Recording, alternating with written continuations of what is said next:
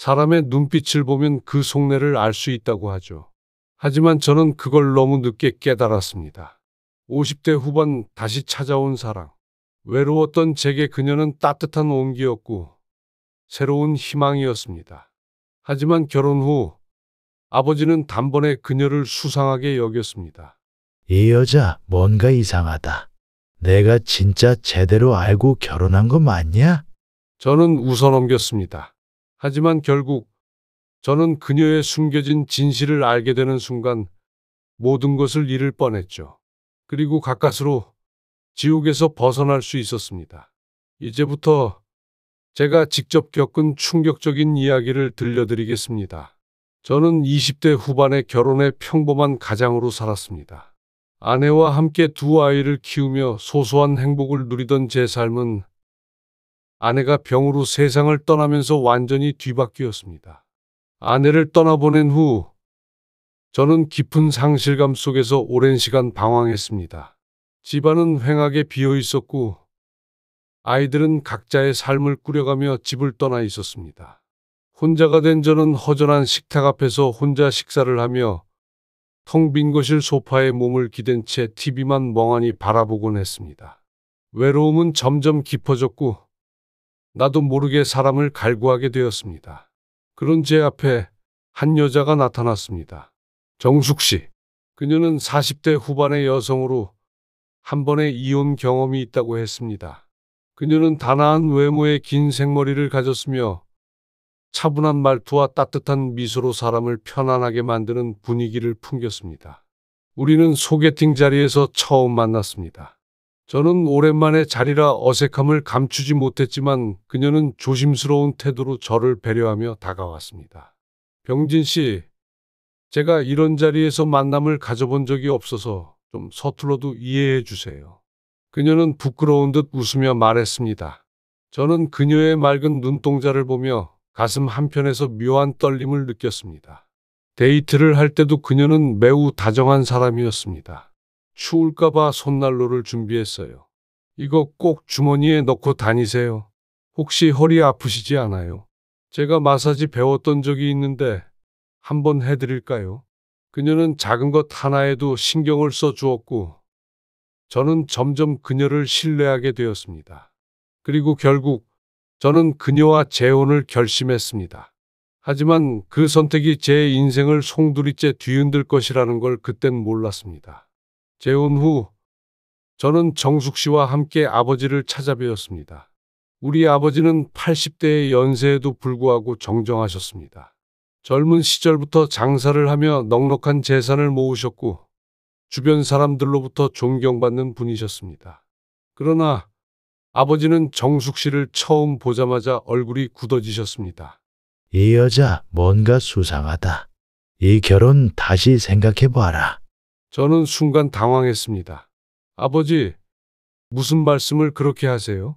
정숙 씨 정말 좋은 분이에요. 저한테 너무 잘하고 배려심도 깊고요. 하지만 아버지는 단호한 표정으로 제 말을 가로막으셨습니다. 사람의 눈빛을 보면 알 수 있는 게 있다. 난 평생 장사를 하며 수많은 사람들을 상대해봤다. 그런데 저 여자의 눈빛은 뭔가 달라. 내가 보는 것과 다를 수도 있어. 진짜 속내를 보여주지 않는 사람이야. 저는 그 말을 쉽게 받아들이지 못했습니다. 하지만 아버지는 단순한 직감이 아니라 구체적인 이유를 들어가며 설명하셨습니다. 웃을 때 입만 웃고 눈은 안 웃더라. 내가 뭔가 모르게 불편할 때가 있지 않냐? 손버릇도 조심스럽게 움직이는데 딱 계산적으로 움직이는 게 보이더라. 저런 사람들은 한순간에 돌변하는 법이야. 저는 고개를 저으며 웃어넘겼지만 마음 한편에서 찜찜함이 남았습니다. 그리고 시간이 지나면서 저는 아버지의 말이 맞았다는 걸 서서히 깨달아갔습니다. 정숙 씨는 아버지를 극도로 피하는 태도를 보였습니다. 가족 모임이 있을 때마다 핑계를 대며 자리를 피했습니다. 제가 오늘 갑자기 두통이 심해서 다음에 인사드릴게요. 회사에서 급한 일이 생겼어요. 죄송해요. 아버님께 잘 전해주세요. 그녀는 늘 아버지와 마주하는 것을 꺼렸습니다. 더 수상했던 건 아버지가 우리 집에 방문하면 일부러 외출하거나 방에 틀어박혀 나오지 않았다는 것이었습니다. 심지어 아버지가 묻는 질문에도 늘 애매하게 대답하거나 대화를 피하려고 했습니다. 병진아, 내 마누라는 왜 맨날 날 피하냐? 아버지의 물음에 저는 그저 애써 웃으며 넘겼지만 이상한 느낌을 떨칠 수 없었습니다. 어느 날 정숙 씨는 뜬금없이 조심스럽게 말을 꺼냈습니다. 병진 씨, 아버님 재산은 어떻게 관리하세요? 혹시 미리 정리해 두시는 게 좋지 않을까요? 저는 순간 당황했습니다. 그건 왜 갑자기 묻는 거예요? 아니, 그냥 연세도 있으시니까 미리 준비해 두는 게 좋지 않을까 해서요. 저는 크게 신경 쓰지 않으려 했지만 어딘가 꺼림칙했습니다. 아버지의 말씀이 점점 신경 쓰이기 시작했습니다. 처음에는 그냥 노파심이라 여겼지만 시간이 지날수록 마음 한구석이 찜찜했습니다. 그리고 지연 씨의 행동들, 아버지를 피하는 태도, 유산에 대한 묘한 관심이 하나둘 떠오르며 불안감이 밀려왔습니다.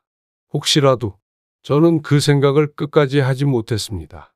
하지만 이미 제 머릿속에는 의심이 피어오르고 있었습니다. 저는 먼저 그녀의 과거에 대해 알아보기로 했습니다. 저는 정숙 씨가 이전에 살던 지역을 인터넷에서 검색했고 그녀와 친분이 있었다는 지인을 어렵게 찾아냈습니다. 정숙 씨요? 아, 그분. 목소리가 순간 멈칫했습니다. 저는 본능적으로 직감했습니다. 무언가 이상하다. 혹시 무슨 일 있었어요? 상대는 한참을 망설이더니 조심스럽게 말을 꺼냈습니다. 그분 전 남편이 좀 안 좋게 끝났어요. 안 좋게 끝났다고요? 글쎄요, 정확한 건 모르겠지만 이혼 후 남편이 크게 망했어요. 재산도 몽땅 날리고요. 그리고 한 명은 사고로. 그 말을 듣는 순간 가슴이 철렁 내려앉았습니다. 그녀에게 무언가 있다. 혼자만의 조사는 한계가 있었습니다. 저는 결국 사설 탐정을 고용하기로 결심했습니다.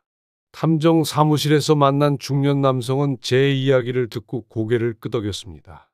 전 남편들이 재산을 빼앗기고 이혼했다. 한 명은 사고로 사망했다. 그는 메모를 하더니 저에게 차분히 말했습니다. 보통 이런 경우 단순한 우연이 아닙니다. 과거를 철저히 조사해 보겠습니다.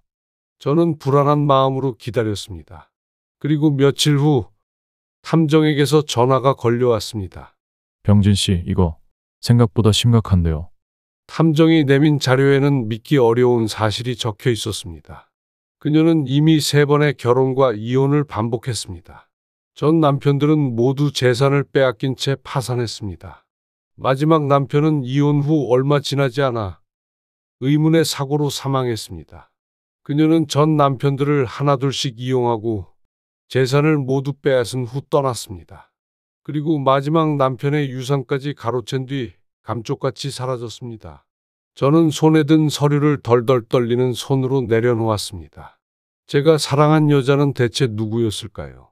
저는 몇 번이고 그녀와의 시간을 되돌아봤습니다.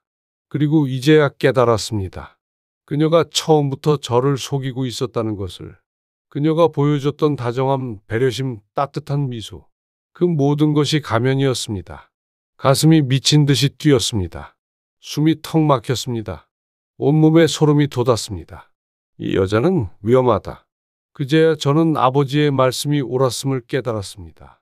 저는 당장 정숙 씨를 집에서 몰아내고 싶었지만 확실한 증거를 잡아야 했습니다. 그래서 저는 가짜 유산 상속식을 준비했습니다. 그날 밤 저는 일부러 정숙 씨가 듣게끔 아버지와 통화하는 척하며 말했습니다. 아버지, 변호사랑 이야기했습니다. 유산 정리 다 끝났습니다. 이제 정숙 씨도 안심하겠죠? 정숙 씨의 눈빛이 번쩍 빛났습니다. 그리고 그녀는 곧장 누군가에게 수상한 전화를 걸었습니다. 이제 그녀의 마지막 거짓말이 드러날 순간이었습니다. 그날 밤 저는 일부러 정숙 씨가 들을 수 있도록 아버지와 통화하는 척하며 말했습니다. 아버지, 변호사랑 이야기했습니다. 유산 정리 다 끝났어요. 이제 정숙 씨도 안심하겠죠? 그 말을 듣는 순간 정숙 씨의 눈빛이 순간적으로 흔들렸습니다. 평소와 다를 바 없는 표정을 유지하려 했지만 그녀의 손끝이 미세하게 떨렸고 숨소리가 살짝 거칠어졌습니다. 저는 애써 모른 척하며 그녀를 지켜보았습니다. 그리고 예상대로 그녀는 핸드폰을 들고 조용히 침실로 들어갔습니다. 조금 후 문 너머에서 그녀의 낮은 속삭임이 들려왔습니다. 응, 드디어 끝났어. 이제 다 내 거야. 그녀의 목소리는 흥분과 안도감이 뒤섞여 있었습니다. 변호사한테 다 정리됐다고 들었어. 이제 서류 작업만 하면 돼. 그러니까 너무 걱정하지 마. 잠시 상대방의 말을 듣던 그녀는 낮은 목소리로 웃으며 말을 이었습니다. 근호 있네? 건강 안 좋아 보이더라. 오래 안 걸릴 거야. 그 순간 제 심장이 철렁 내려앉았습니다. 아버지를 노리고 있었던 겁니다. 저는 손을 꽉 움켜쥐며 떨리는 숨을 삼켰습니다. 응, 그래. 서둘러야지.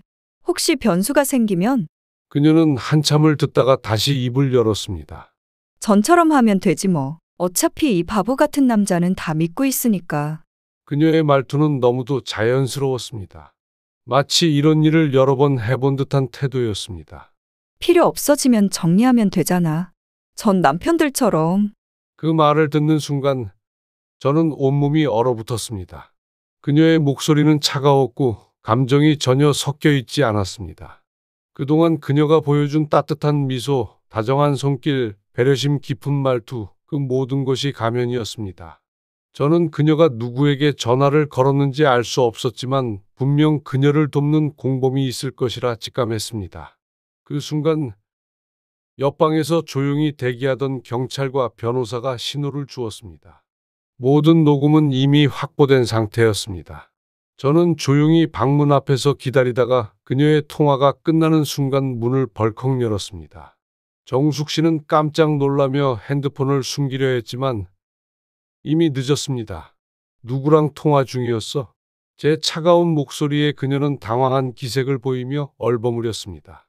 아, 그냥 친구랑 별거 아니에요. 하지만 저는 그녀의 거짓말에 속지 않았습니다. 친구랑 통화하는데 전 남편들처럼 정리하면 된다는 말을 해? 그녀의 얼굴이 하얗게 질렸습니다. 그 순간 경찰들이 방으로 들어왔습니다. 정숙 씨, 당신을 혼인빙자 사기 혐의로 체포합니다. 그녀는 눈을 크게 뜨고 당황하며 손을 휘저었습니다. 무슨 말씀이세요? 저 그런 적 없어요. 오해예요. 하지만 이미 모든 증거는 확보된 상태였습니다. 경찰은 그녀의 핸드폰을 압수했고 통화 기록과 금융거래 내역을 확인하자 그녀가 전 남편들에게 했던 것과 똑같은 방식으로 접근해 재산을 빼앗으려 했다는 사실이 밝혀졌습니다. 그녀의 얼굴은 점점 일그러졌고 결국 바닥에 털썩 주저앉고 말았습니다. 아니야, 그럴 리가 없어. 저는 그녀를 바라보며 깊은 한숨을 내쉬었습니다. 처음부터 내게 접근한 이유가 이것이었어? 그녀는 아무 대답도 하지 못했습니다. 그리고 그렇게 그녀의 거짓된 사랑은 끝이 났습니다. 사람을 너무 믿으면 안 된다는 걸 저는 이제서야 깨닫고 있습니다. 긴 이야기 들어주셔서 감사합니다. 이야기가 재미있으셨다면 구독, 좋아요 부탁드립니다.